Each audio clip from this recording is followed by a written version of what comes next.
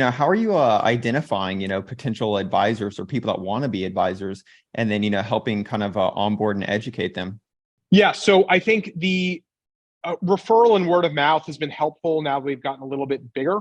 But the campaign, which was still a campaign that we use today, is really trying to identify this go-to person for travel tips, which I don't think is the perfect phrase, but is the phrase that we use, which is most people know someone in their friend group, in their family, in their community that they will call if they're about to go on a trip.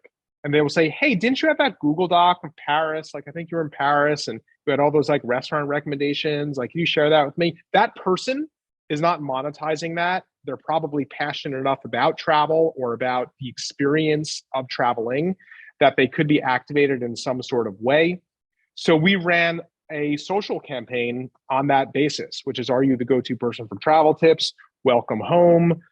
Sign up for Fora and earn income just like the pros, or whatever the initial marketing message was. So that's how we built the initial wait list. We also used a wait list. So we wanted to make sure that we were screening people on the way in so that our nascent and sort of immature operation wasn't overwhelmed by lots of people that just didn't know enough about doing this, that it would kind of reduce the experience for everybody else, or detract from the experience for everybody else.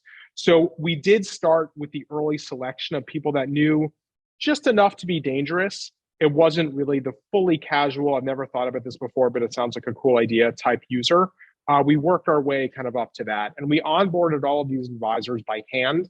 So I think it's really tempting to think about scale. But the reality is we still only had 250 advisors last month, which is like, that's a very human-sized problem that we're booking something. So we tend to have human relationships with nearly everybody that joins.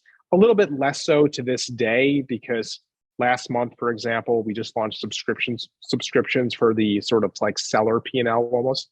And we're a little bit now further away from advisors in the onboarding, but nonetheless, we were keeping a pretty close personal relationship to this point. And you need a close personal relationship when you're entering into this industry, because it is a steep learning curve. So you may have the raw desire, the notional desire to become a travel advisor or travel agent or sell travel in a new way. But actually, how do you book?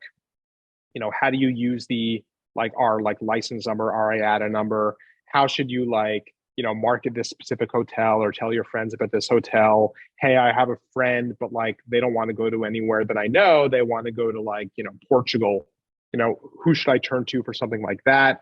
Is it a local kind of partner that we work with? Is it just like somebody else in the community that can support that inquiry? So we are really quite close, and we now have like a cohort-based training and onboarding program, which I think most of us will be familiar with, kind of cohort training programs or cohort courses. And that was always the vision. But for the first, 500 advisors, we kind of took them on by hand, hopped on the phone with them, and coached them through their initial sales.